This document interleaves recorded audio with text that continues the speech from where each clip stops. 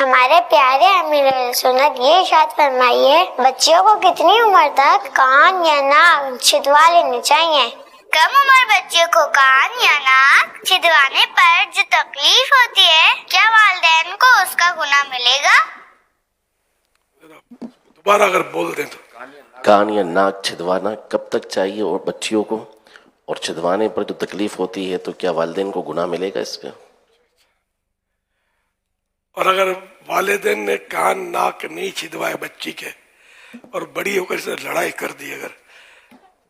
بھائی میں تو روتی تھی تو میں تو بہت ساری باتوں میں روتی تھی، میں کھانا کھاتے ہوئے بھی روتی تھی، بچی بولے تو ہم مجھے زبردستی کھلاتے تھے نا،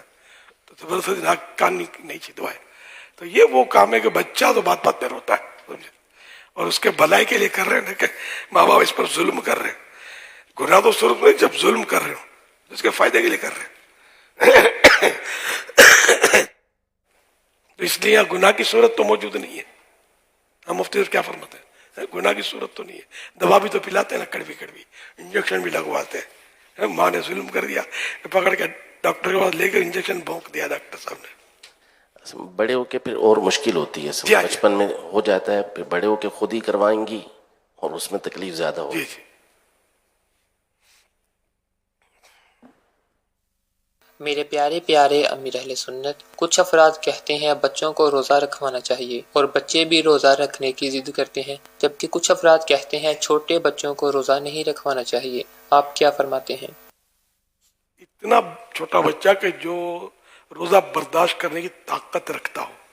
اور روزے کو سمجھتا ہو کہ یہ ہے روزہ، تو روزہ رکھوایا جائے، ورنہ آپ 2-4 مہینے کے بچے کو قید کر دیں گے یا دودھ روک لیں گے اس کا، روزہ رکھوایا ہے، تو پتہ ہی نہیں بیچارہ، وہ چیختا رہے گا دن بھر، یہ تو ظلم مانا جائے گا۔ تو ایسا بچہ کہ جو روزے کو سمجھتا ہو کہ اب روزہ، بچے کو یہ روزہ کہاں رکھا ہے، تو کوئی بولے گا فریج میں رکھا ہے، کوئی بولے گا گھر میں رکھا ہے، کوئی بولے گا پیٹ میں رکھا ہے، کوئی بولے گا سر میں رکھا ہے۔ اب اس کو بچے کو پتہ نہیں روزہ کیا ہوتا ہے اور کہاں رکھا جاتا ہے، تو ان کو زبردستی روزہ رکھوانا یہ تھوڑا مطلب ذہن میں آتا ہے کہ اس کو تو پتہ ہی نہیں جب کہ روزہ ہوتا کیا ہے، تو اس کا کیا مطلب ثواب ملے گا، کیا ہوگا۔ تو سمجھدار ہو جو روزے کو سمجھ، جیسے بچہ ہے، اذان، بچہ نابالغ بچہ اذان دے سکتا ہے، لیکن وہ بچہ کہ جو اذان سمجھتا ہو اور درست اذان دے سکتا ہو۔ اچھا، اسی طرح بچے کا ذبح، شرعی ذبح یہ بھی ہو سکتا ہے، لیکن وہ بچہ جو سمجھدار ہو کہ اس کو ذبح کی سمجھ پڑتی ہو کہ یہ یوں ذبح ہوتا ہے، تو اس لیے مطلب روزہ بھی اسی صورت میں سمجھ میں آتا ہے کہ اس کو سمجھ پڑتی ہو کہ میں نے روزہ رکھا ہے اور اس میں کھانا پینا نہیں ہوتا، اب اس کو چھپا کے رکھنا کھانا اور اس کو بچا کے رکھنا، اور وہ بیچارہ بچہ اس کو پتہ ہی نہیں کہ روزے میں نہیں کھواتا، وہ کھانے پینے میں ہاتھ مارتا ہے، اور پھر یہ کہ اس کو گجرے ڈالیں گے نوٹوں کے اور ڈبے آئیں گے بسکٹ کے اور فوٹو بنوائیں گے، تو پہلے تو اخباروں میں چھپتے تھے، اب ہو سکتا ہے ٹی وی چینلز پہ آتے ہوں گے،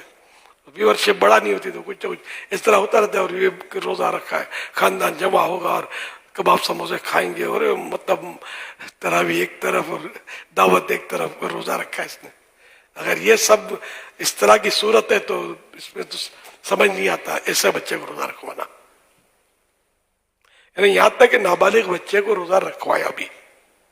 اور اب وہ اس کی برداشت سے باہر ہو گیا اور کھانا مانگ رہا ہے، تب بھی ضروری ہے اس کو آپ کھانا کھلا دو، یہ کیسے آپ سے برداشت ہوگا، اتنے گفٹ تو آ چکے ہیں، باقی گفٹ راستے میں پہنچنے والے ہیں، وہ اتنا بڑا دعوت کا اہتمام کیا ہے، تو اگر یہ بول لیں گے کہ بچے نے تو دوپہر کو رسیدگی کی تو ہم نے تو کھلا دیا، کہاں کھڑے ہوں گے، مدینہ گلی میں۔ تو اس لیے سوچ سمجھ کے بچے کو روزہ رکھوانا چاہیے، سوچ سمجھ کے اس کی افطار پارٹی یا روزہ کشائی کی جو رسم ہے، اب پہلے تو روزہ کشائی آپ پتہ نہیں کیا بول رہے ہیں، یہی بول رہے ہیں روزہ کشائی، تو یہ مطلب سب سوچ سمجھ کے کرنے والا ہے، ہر چیز میں حب جا، نام و نمائشیں داخل ہو گئی ہیں۔ دیکھو روزہ کشائی کی جو دعوت، یہ نہ گناہ ہے نہ منع ہے، یہ میں آپ کو بتاؤں، نہ گفٹ دینا منع ہے بچے کو کہ بھئی پہلا روزہ رکھا چل بھائی گفٹ، یہ سب جائز ہے جہاں ناجائز کو صورت نہ ہو، لیکن میں اپنے ہماری نیت کیا ہوتی ہے، اس میں نیت کا بڑا مسئلہ ہے۔ نیت میں بس واہ واہ ماشاء اللہ اتنا سا بچہ سبحان اللہ کیسا نیک گھرانہ ہے. یہ تو پتہ چلے گا